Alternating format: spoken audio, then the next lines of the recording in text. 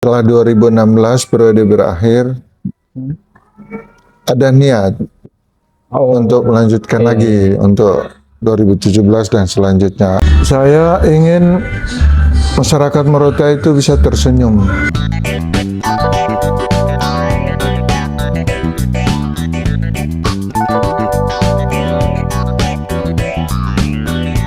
Iya, baik. Selamat pagi, selamat siang, selamat sore, dan selamat malam.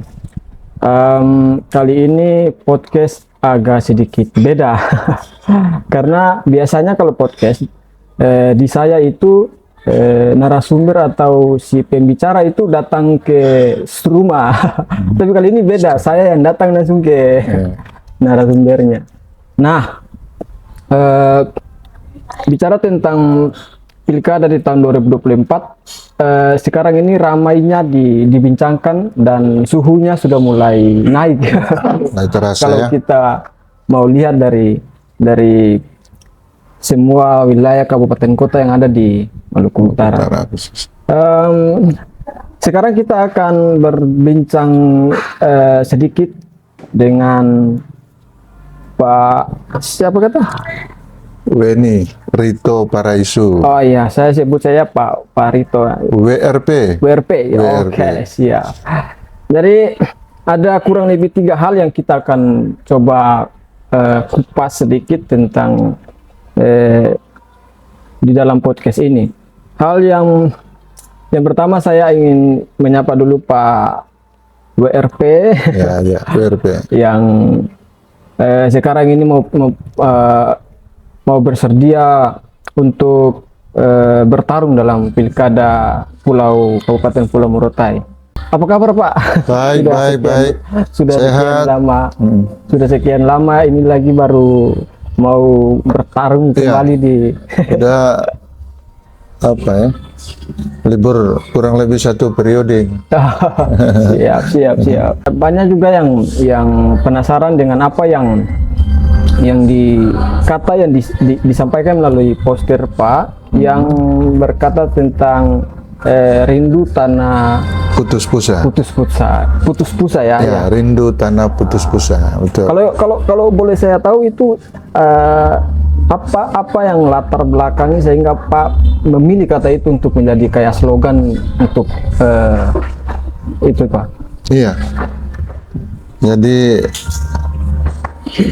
kata itu kayak makna sepenggal kalimat tapi kemudian mengandung beberapa hal ya, sekaligus konfirmasi ya. Yang pertama bahwa saya memang lahir di Morotai. Besar di Morotai, sekolah di Morotai, lalu kemudian lanjut di Halmahera Utara. Jadi singkatnya, tanah putus pusa itu artinya memang negeri, tempat lahir gitu. Lalu kemudian soal rindu, sudah pasti kita rindu dalam arti bahwa karena saya sudah pernah ada di sana 2011 sampai 2016, sedikit tidak sudah tahu keadaan Morotai, problem Morotai, lalu apa yang kemudian menjadi harapan-harapan masyarakat Morotai. Oleh karena itu, ini tidak berimbang. Apa yang saya perbuat tempo dulu itu belum seberapa gitu. Iya. Karena itu memang kali ini rindu benar-benar rindu untuk melakukan hal yang belum saya lakukan. Lahirlah konsep rindu tanah putus pusa. Ya. Dari tahun 2011 sampai 2016, masyarakat Morotai akan timbul pertanyaan di benak mereka bahwa kenapa tidak bertarung di periode sebelumnya setelah di tahun 2016 itu? Bagaimana? Kenapa tidak ikut bertarung di setelah tahun 2016 itu selesai. Ya, 2017. Nah, 2017. Kenapa tidak betul. bertarung di situ? Terus kenapa juga nanti di tahun 2024? Iya, ini kalau mau cerita ini agak panjang sebetulnya. Jadi singkat saja bahwa setelah 2016 periode berakhir, ada niat untuk melanjutkan lagi untuk 2017 dan selanjutnya. Katakanlah 2 periode atau periode kedua.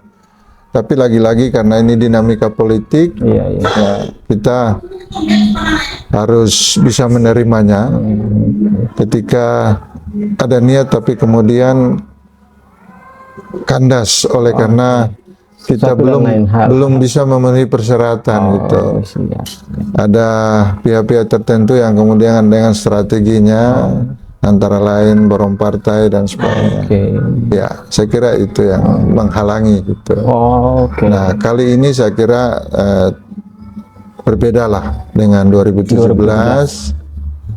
Momennya berbeda karena itu saya harus bukan coba tapi harus menyatakan niat lagi untuk harus ada dalam perhelatan ini. Iya, Pak.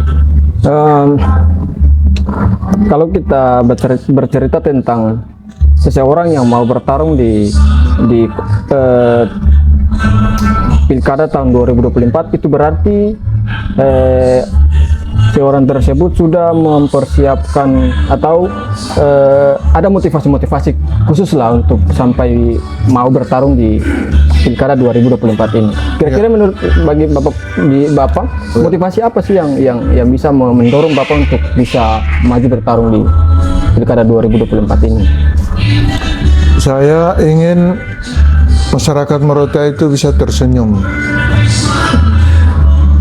Bisa tersenyum oleh karena mereka bisa memperoleh dan menemukan apa yang mereka ingin harapkan gitu. Antara lain bagaimana kehidupan keluarga mereka, terutama aspek pendapatan. Kemudian bisa menjamin kebutuhan kehidupan rumah tangga, pendidikan anak-anak, kesehatan, dan masa depan keluarga. Itu yang memang jadi sasaran saya. Masyarakat Morotai kemudian bisa menemukan jati diri itu lagi gitu. Yang menurut hemat saya ini hilang dalam kurun waktu beberapa tahun gitu. Dengan model-model kepemimpinan yang tidak memberi ruang yang cukup pada masyarakat. Kata kasarnya justru masyarakat yang kemudian hanya dijadikan sebagai alat eksploitasi untuk kepentingan orang-orang tertentu. Jadi misi saya adalah mengembalikan jati diri Morotai, jati diri masyarakat Morotai yang sudah hilang, yang sudah tergerus itu dikembalikan lagi, direform lagi, diletakkan lagi pada rel yang sebenarnya. Begitu. Oke, jadi dan kemudian juga ketika kita mau ingin bertarung di pilkada maupun pemilihan-pemilihan umum yang lainnya, kita tetap punya harapan besar untuk hal-hal tertentu. Nah, hal ini saya ingin Pak menyampaikan bahwa apa sih harapan Bapak dalam misalnya contoh tuan saya yang dipercaya di Morotai di tahun ini, harapan Bapak ke depan apa? Sambil minum dulu ya. Sebelum menjawab pertanyaan ini minum dulu biar enak. Ini kita pakai kopi kapal api. Nah, enak kan?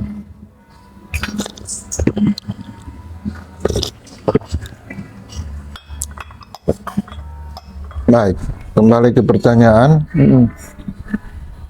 Apa harapan?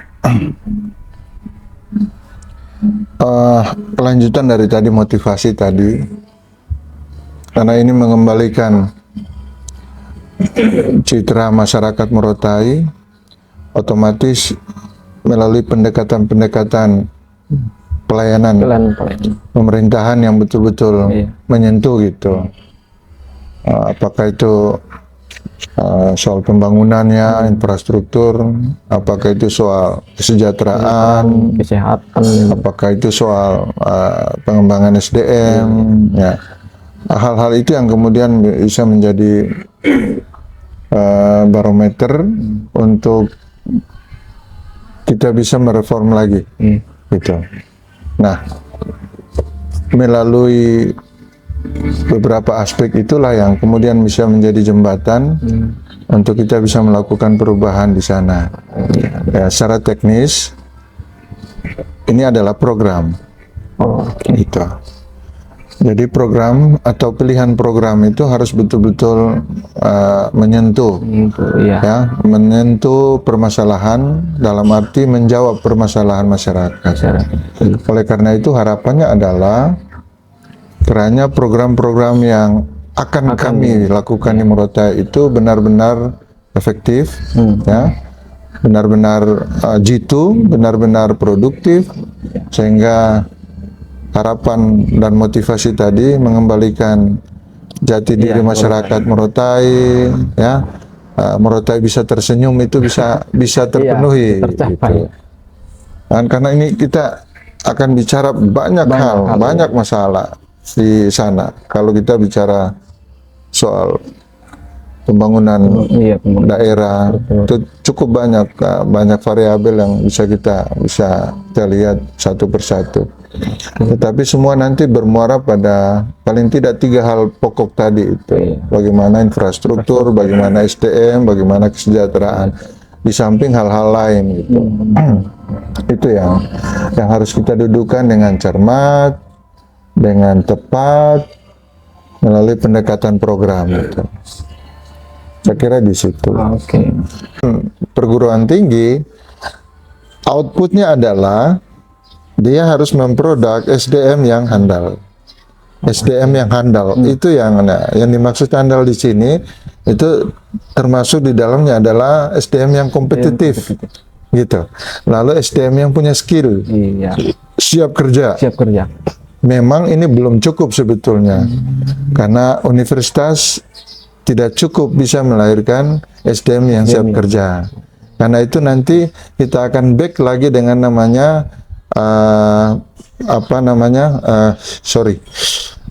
bangun lembaga diklat profesi, LDP. Kita bangun lagi, kita backup lagi dengan LDP. Nah, produk LDP itulah yang nanti akan bisa kita ukur SDM ini siap pakai atau tidak, gitu. Luar biasa ini. Lalu infrastruktur pelayanan pemerintahan lainnya, Morotai belum memiliki infrastruktur yang memenuhi syarat sebetulnya. Dia hanya baru ada kantor bupati, baru hanya kantor DPR, tetapi kantor-kantor dinas itu belum ada. Karena itu dia masih terintegrasi di kantor bupati. Karena itu ini juga akan menjadi rancangan kita untuk bisa membangun lagi semacam satu kawasan pemerintahan. Di sana sudah lengkap semua, ya, sudah lengkap semua. Nah, infrastruktur lainnya adalah di luar pemerintahan yang struktural sifatnya. Morotai ini kan lengkap sebetulnya, ya. TNI Polri itu lengkap, Angkatan Udara, Angkatan Laut, Angkatan Darat, dan kepolisian itu lengkap di sana. Jadi sebetulnya Morotai itu miniatur Indonesia, gitu kan, miniatur Indonesia. Karena itu hal ini nanti kita perjelas dengan Kementerian Pertahanan Keamanan, konsep mereka dengan Morotai itu apa, gitu. Memang kita sudah dapat bocoran itu, ya gitu. Tapi kita harus perjelas, konkretkan sehingga perencanaan nanti itu tidak bertentangan dengan perencanaan nasional dari aspek pertahanan keamanan. Gitu.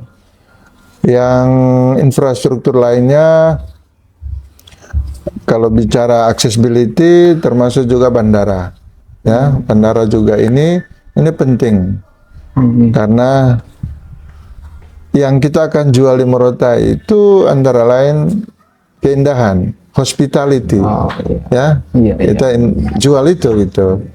Nah pertanyaannya, bagaimana orang bisa membeli Morotai gitu? Atau bagaimana orang bisa datang ke Morotai kalau aksesnya tidak tersedia? Karena itu kita harus mulai berpikir, ya, transportasi udara, gitu kan? Kita mulai berpikir tentang kesiapan hotel, penginapan yang layak. Kita harus berpikir tentang bagaimana industri kuliner dan souvenir. Jadi banyak hal ini yang masih harus kita perbuat gitu. Semoga ini bisa menjadi satu paket yang betul-betul baik, diramu dalam sebuah program yang solutif, program yang bisa membawa solusi terhadap permasalahan di Morotai. Saya kira di situ. Oke. Baik. Udah cukup banyak hal yang sudah disampaikan terkait dengan kesiapan, harapan ke depan, dan saya ingin Pak menyampaikan kepada masyarakat khususnya di Morotai, atau menyampaikan bahwa sebagai kayak apa itu ya namanya, ada closing, ada closing statement ya, gitu ya. Kayak seperti itu, kayak kamera yang ini supaya menghadap ke kamera.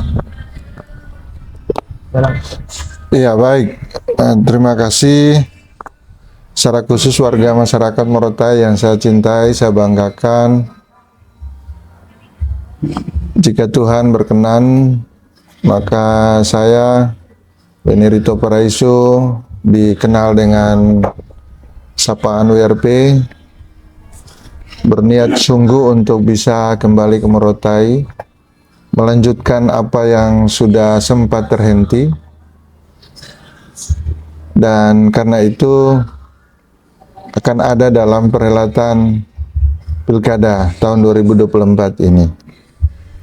Terkait dengan maksud itu, harapan-harapan saya antara lain, semua warga tidak terkecuali yang telah menggunakan hak pilih bisa memanfaatkan haknya dengan sebaik-baiknya, sehingga kita semua bisa berpartisipasi, berkontribusi untuk bisa menemukan pemimpin sejati yang bisa membawa Morotai tersenyum, karena program-programnya, rencana-rencananya betul-betul menyentuh, menyelesaikan masalah di Morotai. Yang kedua, masyarakat Morotai, saya percaya sudah sangat memiliki referensi yang lengkap tentang style kepemimpinan di Morotai, karena kita tahu bersama Morotai dalam kurun waktu 10 tahun kurang lebih sudah cukup banyak pemimpin yang gonta-ganti, apakah dalam kapasitas sebagai pemimpin definitif hasil pilkada ataukah itu penunjukan, ya, caretaker atau penjabat. Karena itu lihatlah pemimpin dengan mata hati, lihatlah pemimpin dengan bijaksana, apakah mereka tulus membangun Morotai, ataukah jangan-jangan musang berbulu domba, pura-pura baik menjelang pilkada, tetapi kemudian melupakan orang yang telah berjasa menjadikan dia duduk di singgasana kepemimpinan. Ini yang harus sangat-sangat penting dan perlu diperhatikan oleh masyarakat Morotai, sehingga masyarakat Morotai jangan lagi jatuh terjebak pada lubang yang sama yang hanya melahirkan penyesalan yang sia-sia. Ini yang kemudian menjadi harapan saya secara pribadi dan keluarga sebagai anak Morotai yang pusa dan dodominya ditanam di Morotai, tidak menghendaki Morotai dihancurkan oleh siapapun yang hanya mementingkan diri sendiri. Saya ada di garda terdepan dalam kerangka membela itu. Saya kira itu saja harapan saya. Mari kita bergandeng tangan, bersatu menyukseskan Pilkada 2024, menemukan pemimpin sejati, pemimpin yang tulus, pemimpin yang taat, pemimpin yang setia untuk membawa perubahan di Morotai ke arah yang lebih baik. Terima kasih. Wassalamualaikum warahmatullahi wabarakatuh. Shalom. Ya, terima kasih. Itulah yang sudah disampaikan oleh Pak WRP. Iya. Semoga ini menjadi bermanfaat bagi masyarakat Morotai dan sebagai pedoman dalam hal memilih pemimpin yang sungguh-sungguh melihat Morotai. Terima kasih Pak. Terima kasih atas kesempatan ini. Terima kasih.